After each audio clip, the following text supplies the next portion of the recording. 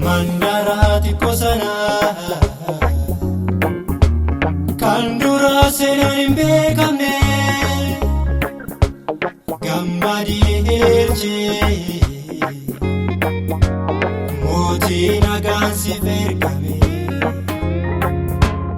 inni dudubbatame raajiin sun raawwatame mucaanii nu dhalate ilmees nuuf kenname humni mootummaasaa gaadittiisarra jira bursaa dinqii hangafa nagaa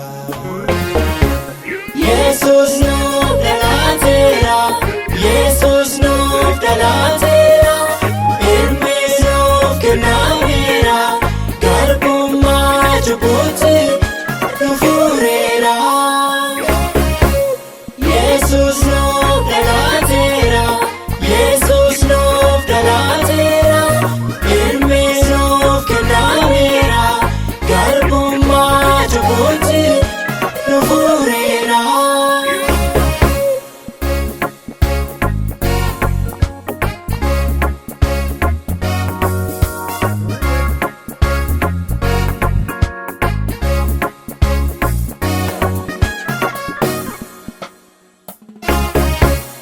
Yesuus nuuf dhalaateera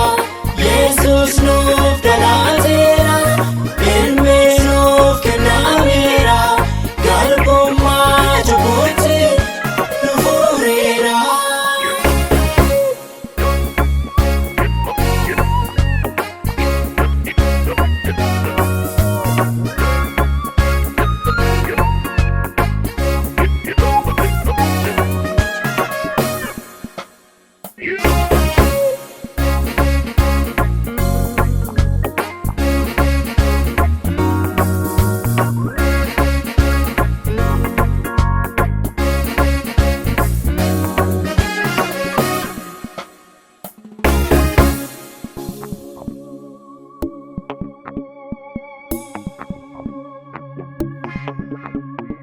Dukkanaa'ee kan ture abdiin biyya lafaa dhalachuu Yesuusiin kun arganii ifa gammada yaadama Yesuus nuuf dhalate dhiphachaa kan turte lubbuun keenya fayyite gammada yaadama Yesuus nuuf dhalate dhiphachaa kan turte lubbuun keenya fayyite dukkanaa'ee kan ture abdiin biyya lafaa dhalachuu Yesuusiin kun arganii ifa gammada yaadama Yesuus nuuf dhalate dhiphachaa kan turte lubbuun keenya fayyite gammada yaadama Yesuus nuuf dhalate dhiphachaa kan turte lubbuun keenya fayyite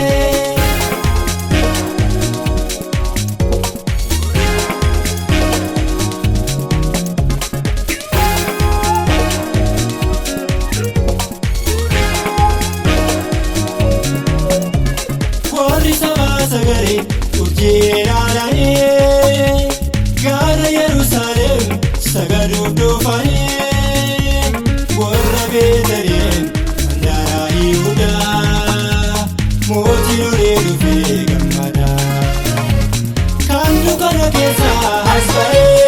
ifeechi dhufeera as ba'ee kan dhukkuba qabdu as ba'ee qorichi dhufeera as ba'ee baduu keenya jaalaanneenoo fayyina siif argee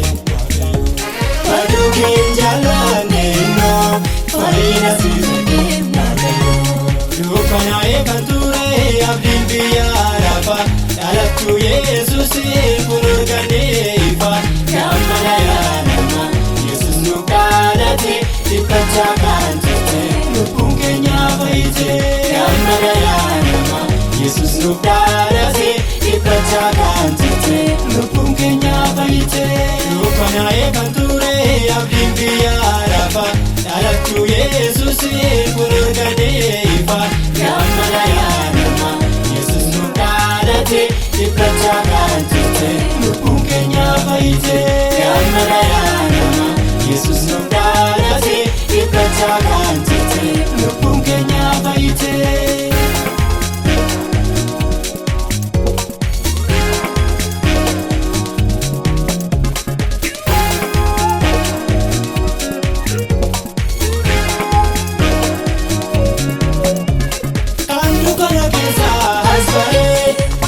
Chirufira asmai kandu kubakando asmai